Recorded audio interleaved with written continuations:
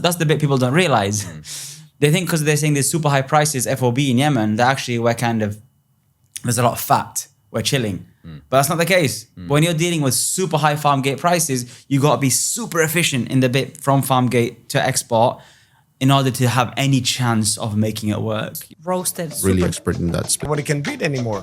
Infused For 20, 30 years. because it tends to be Their own job. When you were working the land. $1,000 per kilo. So we are back with another episode of the Acid Makes Coffee Better podcast. Today we have Faris from Qima. Thank you very much for dropping by and spending time. Thank you for having me. Excited to be here. So, I mean, we were just having a conversation around Yemen. Could we just back up a little bit and just talk to us what is Qima? And then we can dive into Yemen and the other origins that you guys are exploring. Yeah, so we define Qima as an international coffee sourcing, development and marketing organization. Really, those three things are what we do. We source coffee from farmers in different origins now.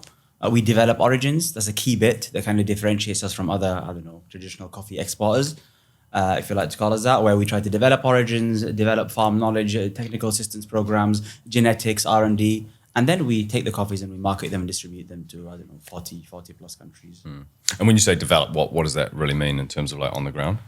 I use it in the broadest sense possible. How do you develop the infrastructure of a coffee producing origin to debottleneck whatever challenges you face there? It's different for different origins, but broadly speaking, it will include helping farmers to improve their farming practices. It will include helping farmers to understand genetics and varieties that they're growing, providing genetics and varieties through nurseries, checking out soil analysis, soil nutrition, understanding logistical constraints for farmers and helping to develop post-harvest processing centers and sites. So it really, it covers the whole chain, that part of the value chain, and helping origins grow. Gotcha. Okay. And I think you guys are the most famous, obviously, for your Yemeni coffee, of which we buy fantastic coffees. Why did you first decide on Yemen? Yeah, so my background isn't in coffee, like many coffee people I discovered. So my background is in oil and gas, in energy. Spent 6-7 years doing that in the UK and in Holland and in London and Amsterdam. And the idea with that was always like, okay, I want to go to Yemen. That's where I'm originally from, born and raised in England, but parents are from Yemen. And I was like, I want to do something for Yemen within the realm of oil and gas. It was either gas, which was good, relatively clean energy, or solar, cool, renewable, future-proof energy. That was the plan from the first 6-7 years of my career. That's what I did. And then the war broke out, 2015 in Yemen. And with that, any real prospect of large-scale projects that would kind of improve the economy of Yemen were off the table, because especially Yemen, it was a civil conflict, it's complicated, multiple political parties, and you're talking, in energy, you're talking about hundreds of millions of dollars, if not billions of dollars. Like a typical project that I'd be working on was, $3-4 billion, so large capital. That type of money in an environment that's very risky and unstable, it was a no-go for the next decade. That's what I was told by people then. They were like, Yemen and energy, take it off the table. And so I was like, how else can I do something for Yemen? That was initially the driver, through some sort of commercial, macroeconomic thing. And that's what I was looking for, something that could be commercial. I didn't want to set up a charity because I just don't think that that's sustainable. And we see that now with kind of Yemen charities. But also I wanted something that would help still farmers. Like that's important for me personally. And I fell upon coffee. I saw the romantic history of the pot of mocha and how, coffee has such an intrinsic kind of history linked with Yemen. And I saw that Yemeni coffee today was not on the map, less than 0.1%. So I was like, that's a problem I'd like to solve. So that was why Qima initially, it was born really as a vehicle to improve farmer livelihoods, to improve socioeconomic situations of troubled countries, but through a commercial mechanism, through a virtuous kind of trading cycle. Okay. Before we sort of move into Yemen coffees and that kind of thing, because I think a lot of people don't really understand the conflict that was there in Yemen and what that kind of is. Are you able to delve in a little bit and just sort of shed some light on that for the listeners? Absolutely. Yeah. So the first thing to say is it's a complicated conflict. And we're a political entity, of course. Obviously, don't put your foot in your mouth. Yeah. We're with Yemeni farmers wherever they are, regardless of whatever political affiliation. But broadly, it's a political conflict. It was brought about in 2010, 13, 14, there was an ex-president who stepped down. When the ex-president stepped down, another political party took over, and that political party took over kind of parts of northern Yemen, and the incumbent political party that was there moved from north to south, and so with that came a split. Okay. You had an entity that took over North Yemen, and an entity that was initially kind of running Yemen that moved to the south, and so you have the northern kind of authorities, Ansar Allah, the Houthis, however you want to call them, and in the south, who are called with different names. Sometimes they're called the kind of the internationally recognized government, sometimes called the coalition government. So you have those two entities, North Yemen and South Yemen, and it's kind of split across that geography, if you like.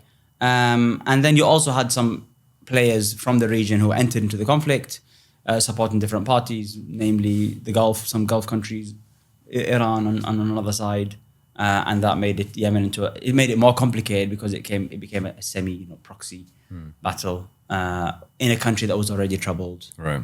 And then you had out of these political parties some separate offshoots. So then you had on each side you have 2 or 3 entities and parties. So it became complicated and messy. So now you're talking about 4 or 5 different political groups, all of them vying for governance or power. And how does that make your life as a producer difficult? It makes it really hard because, number one, we're operating, strictly speaking, under 2 different governments in a single country. And so 2 different currencies. And 2 different currencies. I mean, one name, it's both the Yemeni Rial, but they both have 2 different values.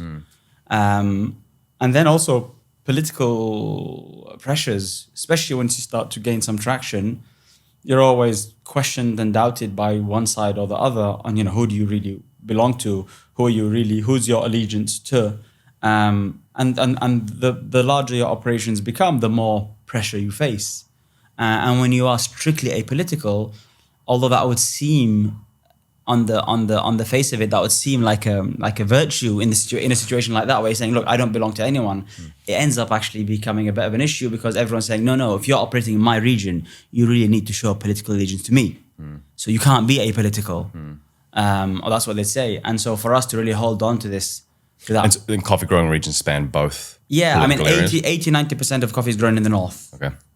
And then you have 10-20% in the south. So if you're operating in the north and 90% of your coffee supplies from the north, just by virtue of the split of coffee, you'll typically have, for example, northern authorities say, wait a minute, really, you have to say that you can't just take from our land, although it's farmers' land, and not, pay your dues or at least show kind of allegiance and loyalty. And so, and we stuck to the apolitical stance, but that came with trouble. That came with a lot of kind of issues and pressure and limitations on kind of working. And our staff were faced all sorts of kind of intimidation tactics and I would say personal risk where it was at stake for them, but also for us personally. So it's complicated. But I mean, touch wood, we've stuck to our apolitical position. We don't really belong to anyone, and we're still operating today, and that's something we're really proud of. Are you able to delve into that personal story that we're discussing offline?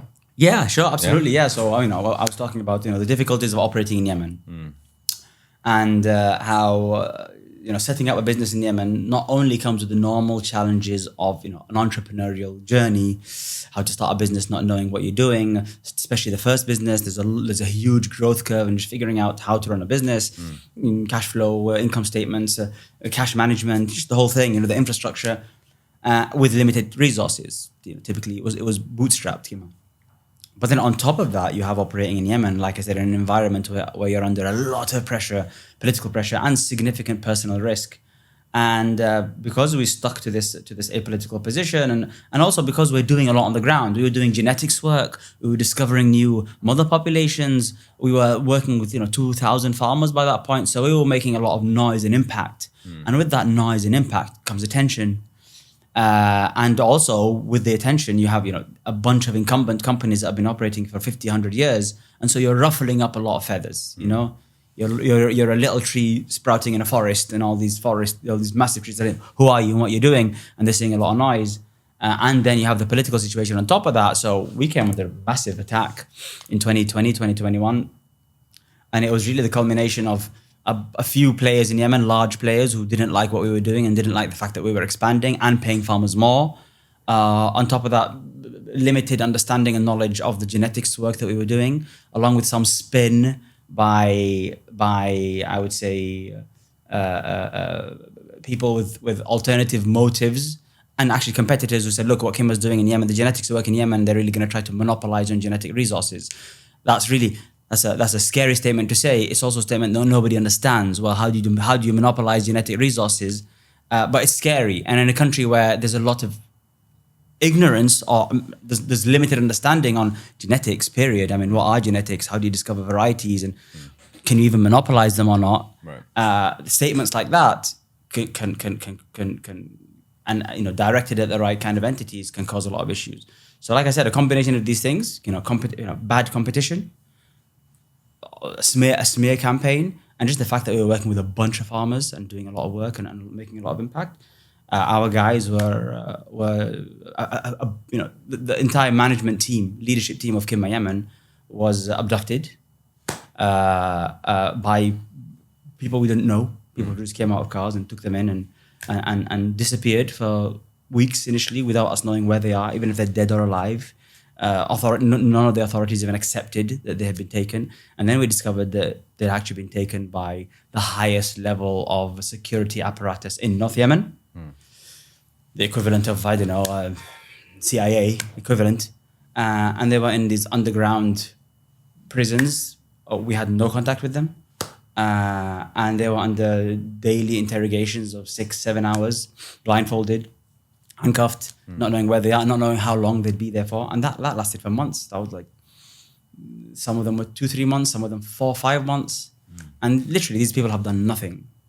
They were, in fact, they'd done something. Something, right. And they'd done something positive, right? They changed the lives of thousands of farmers.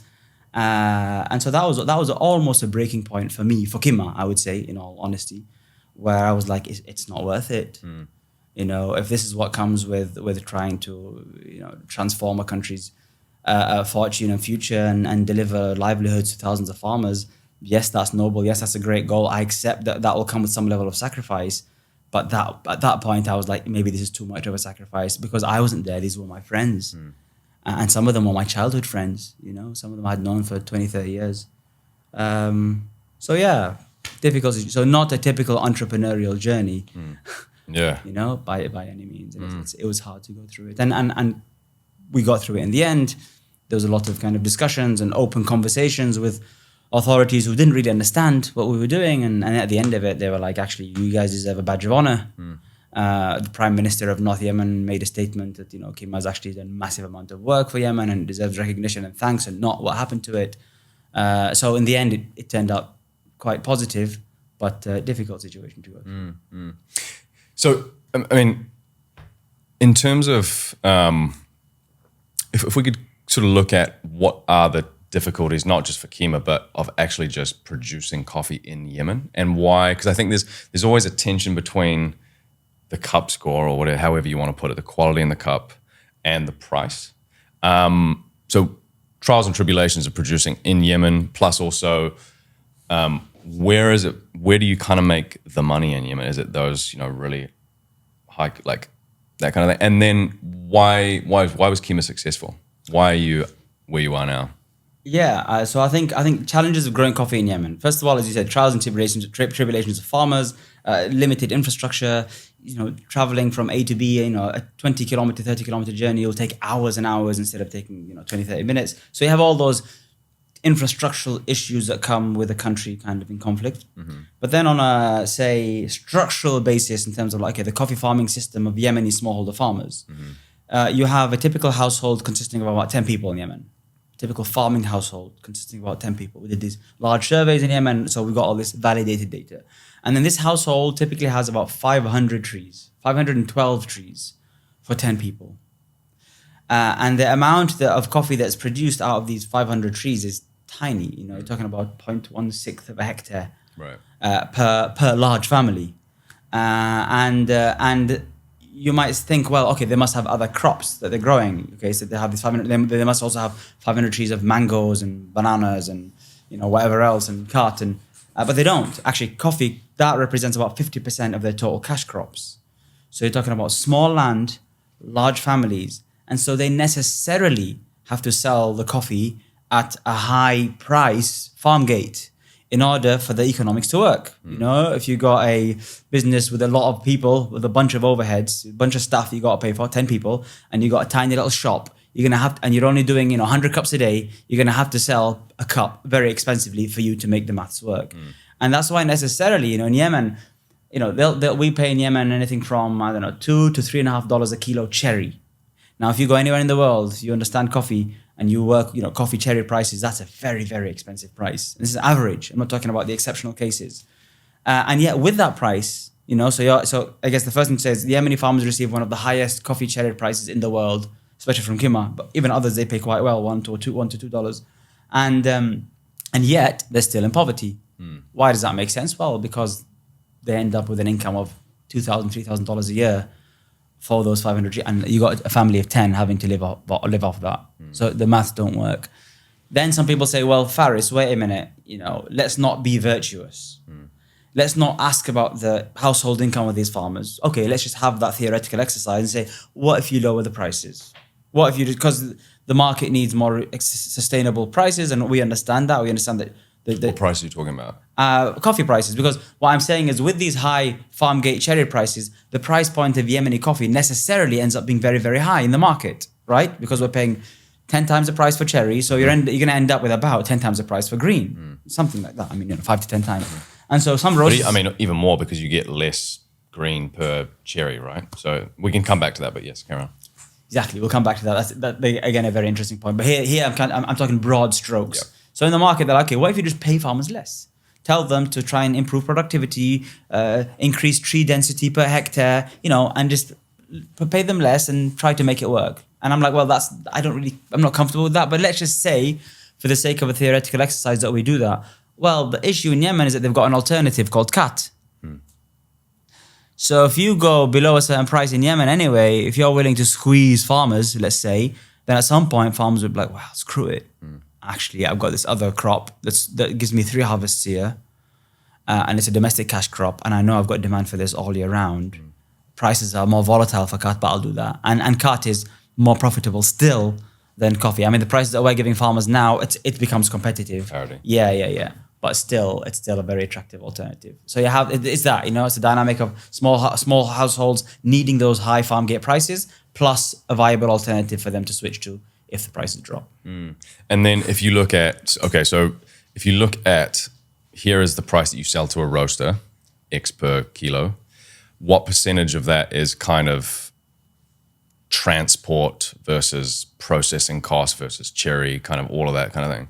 Because I mean, and like everyone knows there's very little margin in kind of everything coffee, so yeah. Yeah, exactly.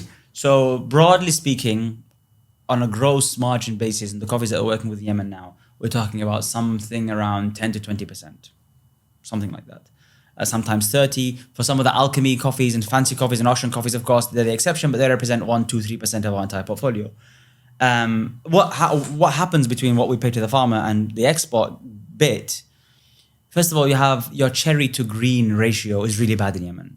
So whereas normally in a place like Colombia, you'll have, 7 kilos of cherry per kilo green, right? So for every 7 kilos of cherry, you get a kilo green. In Yemen, we need 10, sometimes 11. And just for all the listeners, that means so if Faris buys 10 kilos of cherry, which has just been harvested, after that's all been processed, at the end, he will have 1 kilo of green to sell to roasters. Yeah. Precisely. And that's a very low ratio compared to all the other origins in the world. And we're trying to, of course, solve that on farm level and what type of agronomic interventions we need. But that's the situation right now. And then you have transport, which can add another 10, 20%. And then you have also staff. We need lots of staff to actually go to these farms and collect the coffee cherries, because there are no collection centers. There are no real associations with post-harvest processing infrastructure in Yemen. So we have to almost be the co-ops. Right. And so there's a lot of staff. And then, of course, infrastructural costs.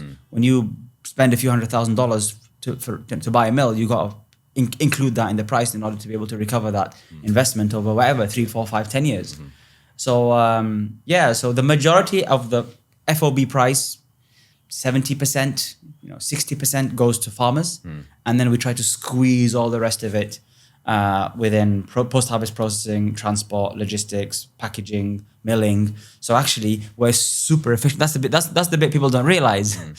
They think because they're saying there's super high prices FOB in Yemen, that actually there's a lot of fat. We're chilling. But that's not the case. When you're dealing with super high farm gate prices, you got to be super efficient in the bit from farm gate to export in order to have any chance of making it work, sustainably, kind of with coffee roasters, in order to hit prices that people will accept. And in Yemen, sort of looking forward, what kind of land is available to plant new trees, and what kind of would we, let's say, politically, economically, things start to become ideal, let's say. Is there room to increase the supply of Yemeni coffee? In which case, obviously, more supply, lower price slightly, but is there a way to make that a net positive? Yeah, that's our vision. Okay. Our vision for Yemen is, from these surveys that we ran across 200 households in Yemen, we found that actually, on average, each household has about an extra third of a hectare, which is significant in Yemen because they're currently growing on 0.16 of a hectare. Okay. So they have almost 200% more land available, unplanted, fallow land. And so how many percent, sorry? About 200% compared to what they have. Yeah, exactly. Significant. Exactly. Per household, if you like. And it's unplanted. Why? Because typically these lands need some sort of renovation, preparation, and that requires some investment. They have to prep the land. Also in Yemen, you have all these terraces. So sometimes you need to kind of prepare the terraces. You need a little bit of infrastructural work. And because Yemen is in the situation that it's in, and farmers don't have the luxury of having that extra income to be able to kind of renovate these lands, they're just sitting there. So we're like, okay, we need projects to be able to renovate these fallow lands that farmers have. And then on top of that, once you've done that, you need to give them reliable varieties and seedlings so that when they're planting, they make sure they're planting the right varieties that can yield the best results and the best quality and the best prices for them. And how difficult is that? And is it better to use existing varietals, or is there room to bring other varietals which have different kind of... I'm still talking about existing varieties. Okay. Introducing other varieties is dangerous and tricky. But the situation right now is at least until we came in, there was no knowledge of what varieties existed in Yemen. It was a huge kind of mixing pot of different varieties, and farmers would go to a place and get varieties without knowing, without having any idea of what those varieties are, what they're planting. So that was the issue. So we did this massive genetic survey in Yemen, did hundreds and hundreds and hundreds of DNA fingerprints across all these different trees in Yemen. We understood the major groups and varieties that exist. Then we set up nurseries, genetically verified nurseries. This is all of like local varieties. Right. But at least now when a farmer comes, well, okay, you're from this region. These are the varieties that typically grow in this region. This variety has higher quality. This variety might have slightly higher yield. And we're doing experiments now to understand kind of variety trial sites. But at least now a farmer can make a decision and know the variety that they're getting. Before, they had no idea what they were actually getting, and they would never discover it. It's a 3-year journey, and they still wouldn't know what they're planting and what's coming out. And is there kind of like I'd like to still come back in terms of what you see as the future for Yemen and how the specialty coffee community, namely roasters, can help that. But is there, let's say we have a third of our land is planted, we've got another like 200%. Is there a blueprint for, if you have X varietal, I think that you should probably, to make your farm economics a bit better, we're going to plant this one here, an extra 50 or 70% to give you your volume, and then we'll have 30% of this varietal because that's going to give you X cup score, blah, blah, blah?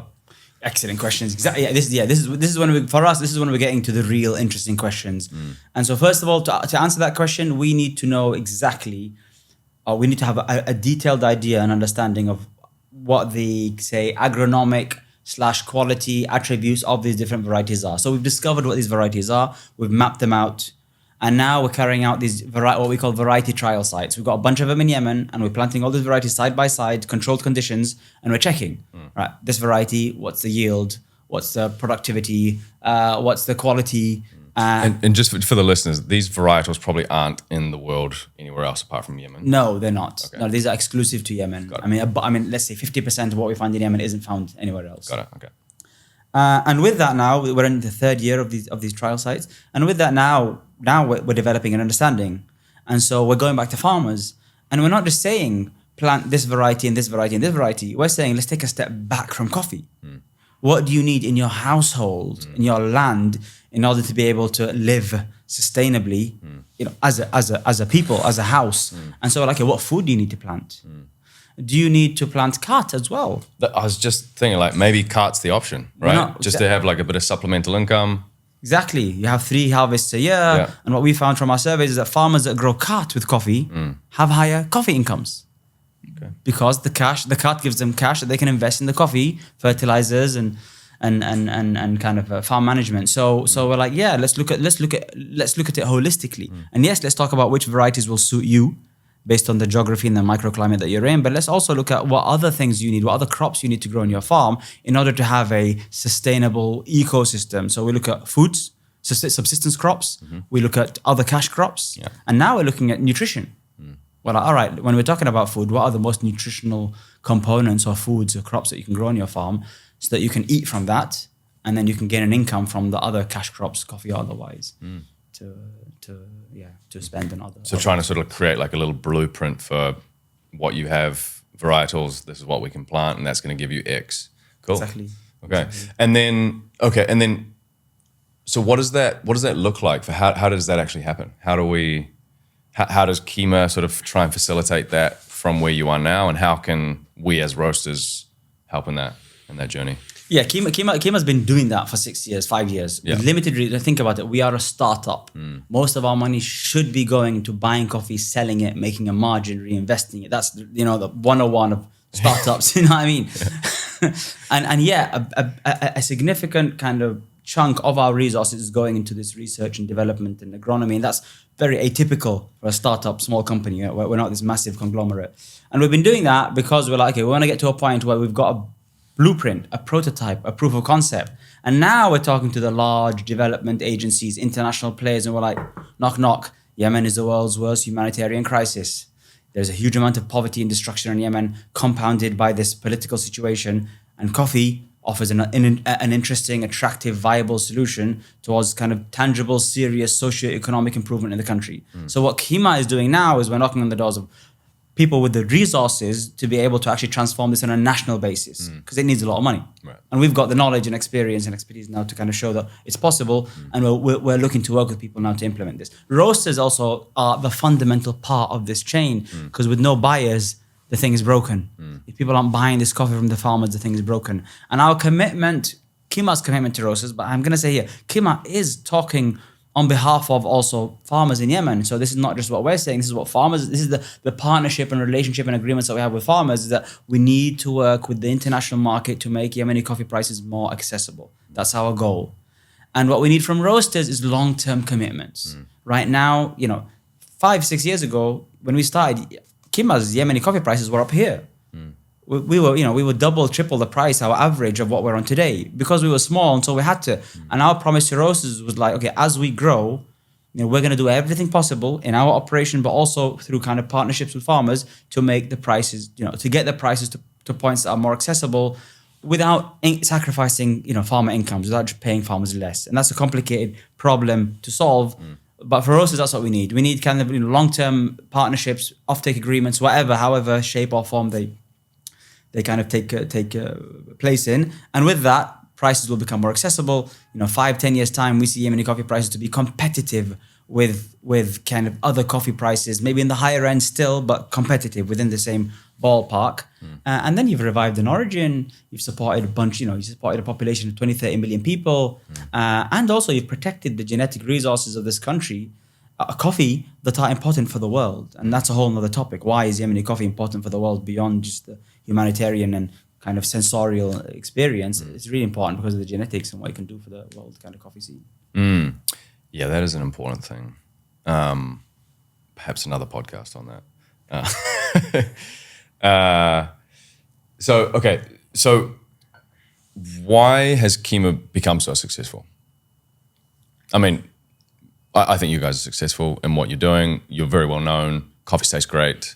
Why do you think, what was the magic, and how important is marketing to you? So to answer the second question, marketing is very important in the specialty coffee scene or world and industry. The story is as important as the product. The story, in fact, is fundamental. Is part of the product. Is part of the value proposition. And I guess there's something about Qima. So it's important. We don't really see it as marketing. We just see it as like being authentic and expressing, our origin story, but also the story of farmers that we work with. And it kind of goes back to why is Qima, I guess, successful or not? It's because our origin story is authentic. Like I said, we weren't born to trade coffee from A to Z. We were born to kind of look at this coffee as a vehicle of power, as a vehicle of empowerment, as a vehicle of progression, as a vehicle of, this really positive, beautiful story. So that's, I think, fundamental about, why Qima is what it is and why this traction. But then also we had to innovate. I think why Qima is successful because we are constantly innovating in everything that we do. We're looking really at like root cause, root causes, what is the root cause of this bottleneck and how do we debottleneck that? And what that looks like is innovation. We're innovating in genetics and R&D. There's no other private sector player in the world bar Nestle that's really doing the genetics work that we're doing. There's no other genetically verified nursery in the world except for I think one with Starbucks. That's it. And then there's innovation in post-harvest processing, right? We have the Alchemy series. We just did 200 experiments now in Colombia, post-harvest processing experiments. We're looking to publish papers about them. And then there's innovation in marketing, which takes me to your final point, which is, we know that stories are important. We know that connecting farmers to roasters is only possible if you add the human element to it, if you find a way of combining and joining those two. And we do that through storytelling and through a kind of an in-house production team that we have, videography, photography, all that type of stuff, but also through auctions.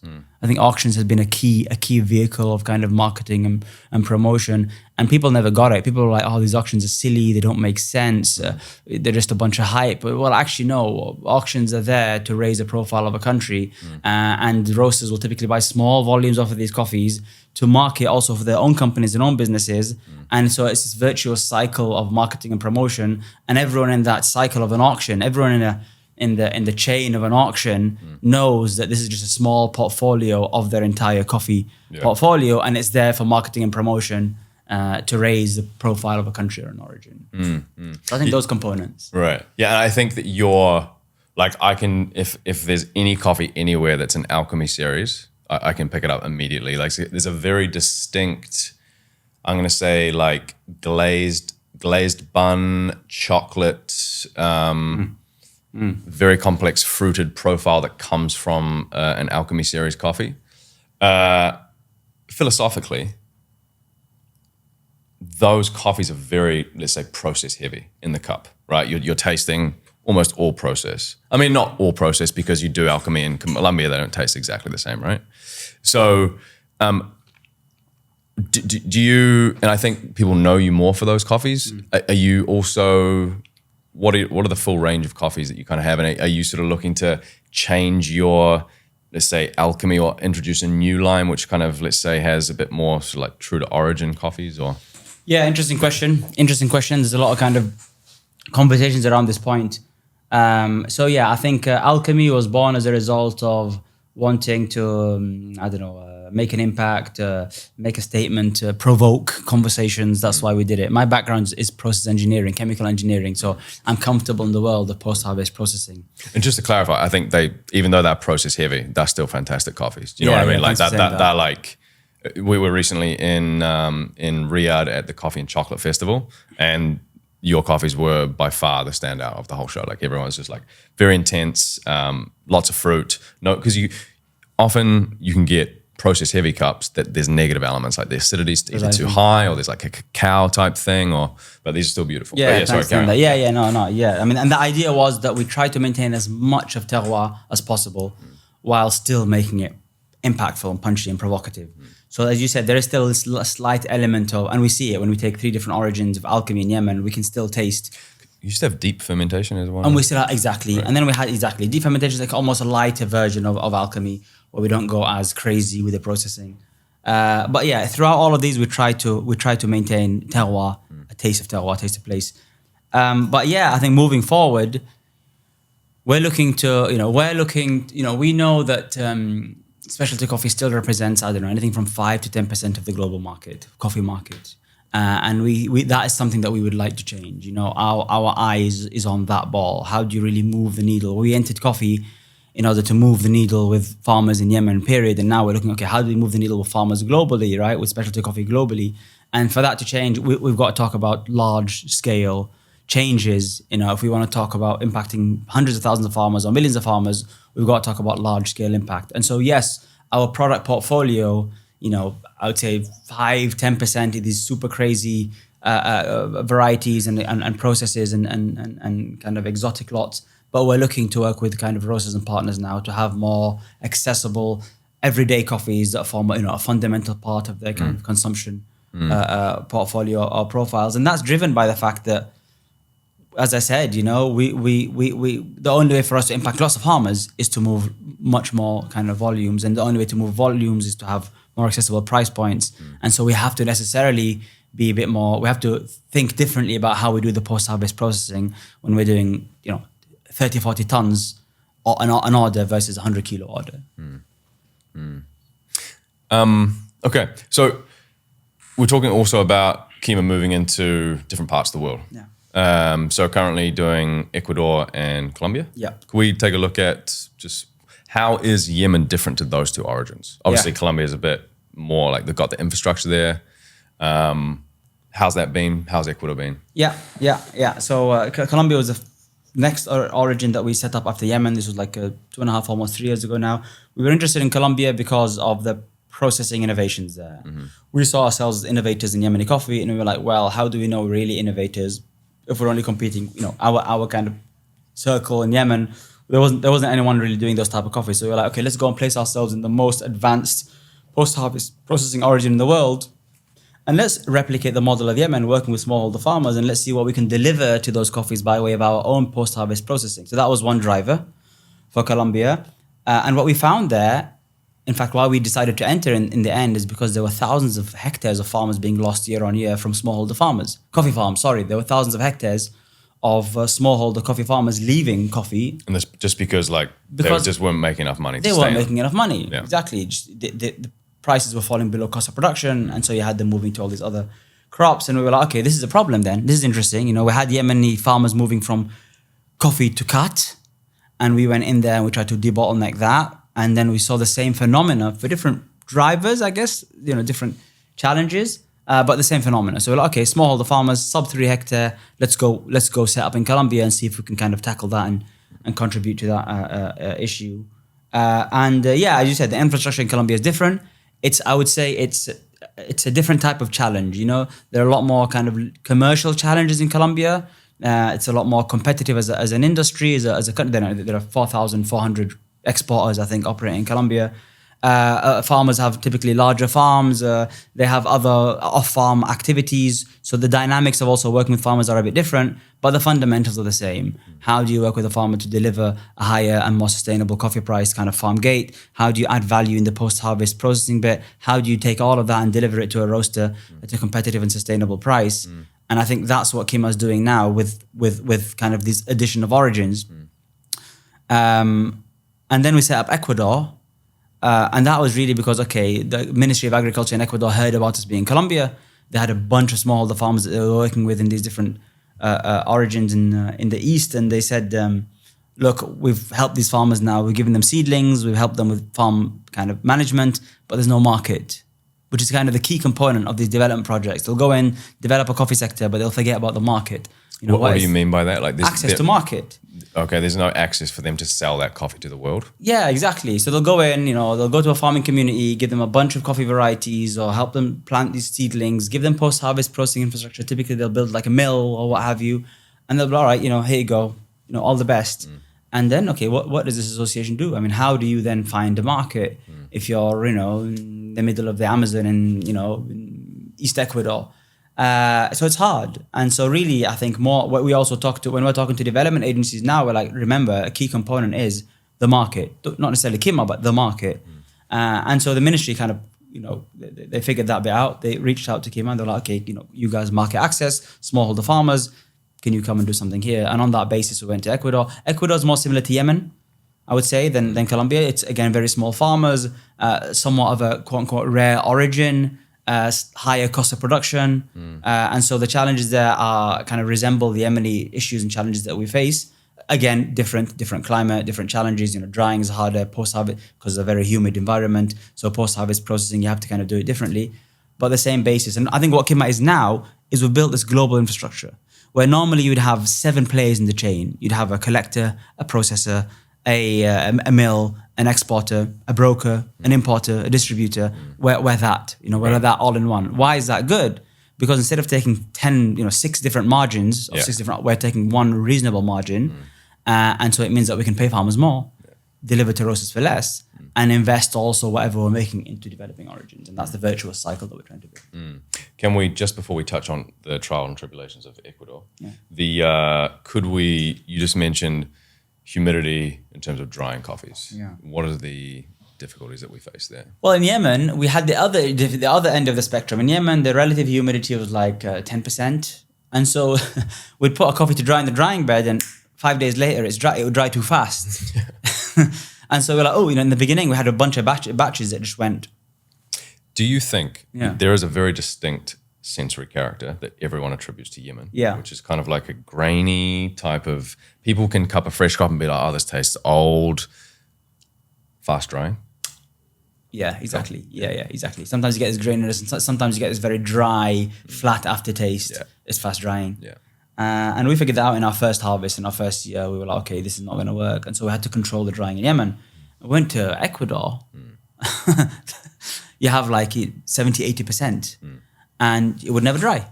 You'd leave a coffee there and you'd be 50 days later and it's still drying. And then it starts to mold, of course. And so you get these mold defects in the cup. And so totally different kind of challenges, but the same fundamental of trying to get controlled and even drying.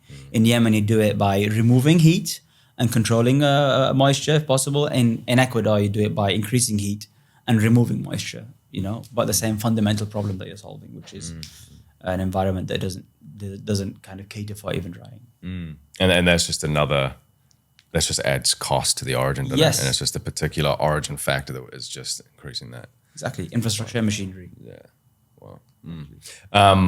And you did offline mention something. Were you able to just in Ecuador? In Ecuador, yeah, of course. Yeah, there's a situation now in Ecuador. You have these gangs that have broke out of prisons, and you have a cartel leader that's kind of that's causing all sorts of issues in the country. There's emergency law now that's been instated in the country, and so this was 10 days ago. It was at a time where our team was planning a big trip around Ecuador, visiting a bunch of partners and association and farmers.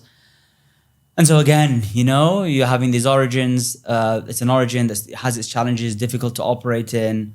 And so, as a business, it's really hard to operate. How do you project your forecast for Ecuador 2024 when you have something like that on your plate? How do you project our forecast for Yemen when you have what's happening there now? You had a bunch of other strikes yesterday from the UK and the US and Yemen. It's, and again, not taking a political stance, but how do you operate as a business in that environment?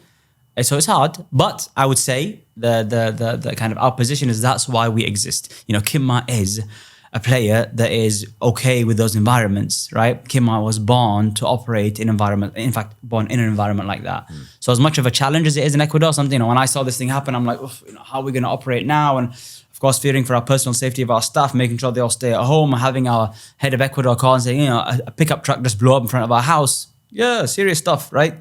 But at the same time, you're also like, well, if anyone can operate in this environment, it's Qima. That's why we're here. So it's all right, don't panic, stay calm, and just, keep going, just like evolve, find a way to make it happen, because that's kind of part of your reason for existence. Yeah, right. Yeah. Pickup truck blowing up in front of you. These are all unexaggerated. It's just like, I think there's just so much that kind of risk at origin is just something that we don't really think about enough as the consuming side and roastery side of this industry. And how do we price that? Yeah. Do we make you absorb the cost that year and then think? Right. But okay, if our staff is placing their life at risk, really, right? True, philosophical question: should roasters pay for that personal risk? right? Because, for me, that person deserves more reward. And I know they're not doing it for the money. And then it comes in is like, where is the value proposition in that coffee? Because does it taste better? Like, Yes. are we, right? Because at the end, like a lot of people do blind cuppings and they're like, okay, that Ecuador tastes just like that Colombia, but the Colombia is half the price because we had to price in this guy's risk factor. And then how do we do that? So, and I think, I think that we should be but it's all about the message that we as roasters and cafes are communicating. And I think that's our responsibility as well. It's having and making sure that we get enough information and have because I think on a day-to-day cup-to-cup basis, it's very difficult to do that. It's not scalable, but this is where kind of like events, community events can really help that and sort of like put the message into consumers' minds that, okay, I am actually, right, I see that is actually a problem. I'm willing to pay for that. And yeah. Yeah, spot on. Yeah, that's where the story comes in, as you said. Because I agree with you. I think whenever we're doing blind cupping of origins side by side, I think we're killing the whole point of the story. Each of these is different origin, first of all. Each origins have different stories. You'd assume consumers buy different origins for different reasons beyond the quality. But to play devil's advocate, we also understand why that's done because the consumer, Yes. on the cup-to-cup basis, they're like, okay, well, I don't really care, So there is a reason for that, but yes, carry on. Yeah, I agree. And that's why we set up a cafe. Yeah. We set up a cafe in London. Because, right, yeah. We set up a cafe in London, central London, and because we wanted to experiment with how do consumers perceive coffee. How much of it is quality? How much of it is story? How much of it is equitability and sustainability? And we'll do experiments. We've run it for a year and a half now, and we'll do an experiment. We'll take a coffee that'll be like 90 plus, and we'll just push the story, nothing else. And then we'll take a coffee that's relatively kind of entry level, 82, 83, and we'll just push the story, and we'll see what's the difference between kind of reactions from customers for between those two coffees, let's say. And we do see that, story plays an important role. And I think you're right. The 5 or 10% of specialty, kind of hardcore specialty coffee community, they'll taste and they look for the profile and they'll be like, wait a minute, that's an 87 with high acidity, that's an 86.5. You know what I mean? They're about the same. Why am I going to pay double for that?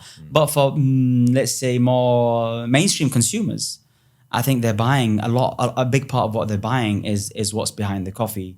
And how is this coffee impacting the world? And what does this coffee mean to me personally? And I think that's what the specialty community needs to kind of, to I don't know, clock onto because there's a big chunk of consumers, the 90% that are not buying specialty, that I think story matters, maybe even more so than quality. That's my personal hypothesis. Yeah.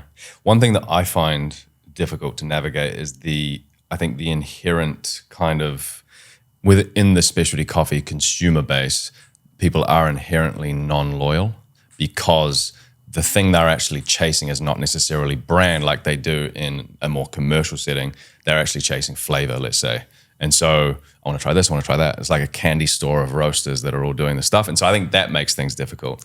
But from a producer standpoint, how important is it to farmers, producers that roasters and, let's say, green importers are providing year-on-year commitments to volumes with that same, how is that? I can't stress how important that is. Okay. Yeah, it's important for farmers, first of all. It's important for farmers because when a farmer knows that their supply is de-risked, let's talk the language of business, you know what I mean? They know that I'm going to spend a lot of time and energy this year growing this coffee, and I know I can sleep well at night knowing that there's going to be someone who's going to take this coffee off me next year. And even better, if there's a pre-agreed price or an agreed upon price, that's great. I mean, you can imagine what that'll do for you as a business owner or a farmer. If you know that's the case, you can then invest. It also means that you invest more, you're willing to take more risk because I'm like, okay, I know someone is there to take this coffee. For people that make it all happen, like Qima, like, okay, we need to buy this coffee from the farmer, we need to process it, we need to tie up capital, we need to then ship it. For us, we can't get the cash if we don't have commitments. That's also another thing people don't understand, The only way that we can do this is by paying farmers cash money. And we're not a bank, and we're not these large, massive, trading conglomerates in the world, right? What have your interest rates done in the recent? Kill us. Yeah. They kill us, especially when there's no contract against it. When there's no commitment against coffee, it's just insane. And so we're like, all right, so okay, the roaster doesn't want to commit. Fine. We have to pay, sometimes 20, 30% equivalent annual insane, right? And we're based out of London, so you think that we have all these benefits in terms of access to capital. Yeah. And then we're like, okay, so what do we have to do? Two choices. Either pay the farmer less, which we don't want to do, or have the roaster pay more, which they don't want to do. And all that's required to debottleneck that whole mess is a commitment. You see? So I think it's a massive thing for everyone in the value chain, including roasters, because when a roaster knows that they've got a coffee coming from this farmer year on year, it also helps sustainability and kind of projections and forecast of a roaster, and it helps to remove, risk from a roaster portfolio. I mean, depending on what the philosophy of that roaster is, of course. So I think it's critical. I feel like you kind of like understand the financial system and that kind of thing. Where do you think, because I mean, there is a lot of money that kind of transacts through the coffee system from crop to cup.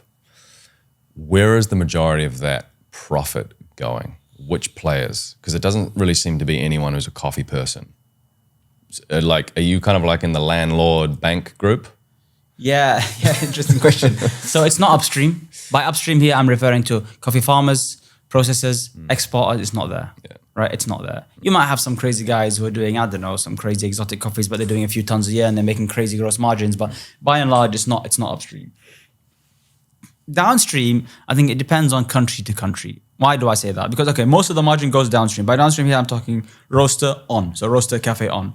Now, I know roasters will be like, wait a minute, we're not making margin here. So I think it does depend country to country. In countries where you have high overheads, high costs, high labor costs, then, and you're talking about relatively small roasters, but a very competitive landscape, a lot of micro roasters, then I think the economics are hard to work. Similar with cafes, if you're a downstream cafe in London, you're not making much, right? Just because of your cost basis. And I'm talking mostly about rent and labor costs. It kills everything that you make. So on a gross margin basis, on a per cup basis, it's true. You're making 80, 90% on a cafe, right? But then when you add rent and labor into that, you're left with 5. Yeah. So I think most of the gross margin goes downstream, but then it's very hard to turn that gross margin into profit, into take-home profit. Right, because they're paying so much for the space in the cafe. And the people. And they're paying that for their rent. And so it's always, I feel like it's a landlord-heavy kind of industry. Yeah, but you have places like, I don't know, China, where cafe could be making 30, 40% bottom line compared to 7% in London, 8%. And that's because your cost structure in China, for example, just as an example, you're talking about cheaper cost of labor. So your staff cost is really, it's mostly that your staff bill is 1/6 of the cost of London, and so that goes directly into your bottom line and you're making more profit. So it depends, but in general it's kind of So where is what's next for Qima? What's next for without too much detail, what's next for the coffee industry in the next sort of 5 to 10 years? What are your sort of thoughts? I feel like you think about this quite a lot. Yeah. So I think for Qima, it's we've built the infrastructure now. We have a lot of processing infrastructure in these countries. We've got importing distribution infrastructure in a bunch of countries as well. We've done a lot of work into genetics, research and development for the last 4 or 5 years. So now it's like, growing this ecosystem. So we're looking to add on new origins every year or two, targeting origins specifically where there are smallholder farmers. There's a socio-economic and livelihood need, and where there's quality potential, because we're still in the world of specialty coffee, and the kind of the beauty of it is that the more we do that, the more we're able to kind of scale our operations and impact, the more efficient our ecosystem becomes, economies of scale and what have you, and so the more value we're able to deliver to both farmers and roasters. This is the beauty of it, right? The more we grow, the higher prices we can pay farmers, the lower prices we can offer, the more accessible prices we can offer to roasters. And so you have this thing and the more we can invest into origins, like I said, kind of development projects. So that's the general direction, if you like. And we're looking at, East Africa, we're looking at Asian origins, to expand into. And then we were, I know, what's the future of Qima? Innovation. So wherever there is room to innovate, that's where you'll find us. We'll be driving a lot of work into genetics. We're looking to develop variety programs, maybe breeding programs. There's no breeding work done in coffee. Nobody does it. So again, it's a massive, massive opportunity. What do you mean by breeding? New Cross. varieties. Okay. Yeah, breed new varieties, right? They do it in all these other agricultural crops, and tomatoes, horticultural crops, what have you. And nobody's really doing it in coffee. WCR will talk about it. World Coffee Research talk about it a lot, and they're promoting it, but nobody's really doing it. And what that means is, you can take two varieties with all sorts of interesting attributes. You can take two varieties, one that has super high quality attribute, and another one that has, say, a climatic resilience attribute. And if you do it right, then you might end up with something really interesting that kind of combines those attributes and can change and transform farmers' lives, but also something interesting for the specialty coffee community. So innovation, post-harvest processing. How important is that going to be for the climate sort of stuff that is happening? Critical. And that's what I said earlier about, why is Yemeni coffee important for the world? Yemeni coffee is one of the most climatically resilient coffee in the world, right? And people don't understand. The world doesn't understand that. So if you look at any book of agronomy, it'll say coffee needs 800 to 1,000 mil of rainfall a year to grow. Fact. Any book. And in Yemen, we looked at averages. You have about 350 to 400 mil a year, and coffee grows. Nobody's quite understanding that, except the only way you can explain that is the genetics, right? The genetics of Yemeni trees have adapted over the years to have these climatically resilient attributes. So you have these interesting genetics that you can, if you work with, and again, this has to be done also with the Yemeni authorities, you can really create the next generation of climatically resilient coffees for the benefit of Yemeni farmers, first and foremost, but also potentially for the benefit of farmers all around the world. And it's critical. I mean, we're saying climate and climatic stress is the single biggest risk facing coffee cultivation around the world, right? And then what other challenges are we going to face in the next sort of, let's say, 5 years as an industry? I think we're going to see, number one, we're seeing the way that the economy is moving, and we're seeing a cost crunch on the consuming side, and we're seeing farmers impacted on the production side. So I think we might see farmers moving out of coffee, right, just because of that kind of, say, cost or commercial pressure. I think number two, we're going to see a lot of let's say problematic innovations in post-harvest processing. We're seeing these trends now that are happening in Colombia, but also in other countries, where there's what I would consider adulteration, right? Adulteration of processing, and then the mis-selling and mismarketing of it as an innovation. And I think if that continues, it's going to cause a huge kind of loss of trust. Are you referring to sort of like infused-ish kind of coffees? Yeah, I'm talking about people who just add flavor. Gotcha. We'll just add coffee flavor and to do the not coffee. do not say it. Yeah, they'll say co-fermenting with a peach. Right. Okay. Right, but they're just adding peach flavor. And I think if that continues, eventually the market will figure it out, and then the whole post-harvest processing thing will collapse.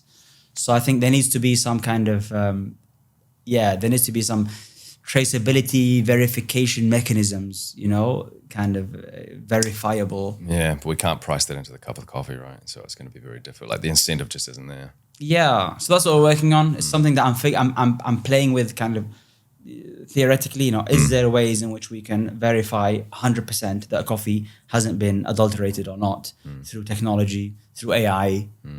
That's something that we're kind of looking at and figuring out. But I think that's another, again, major risk. And then climate.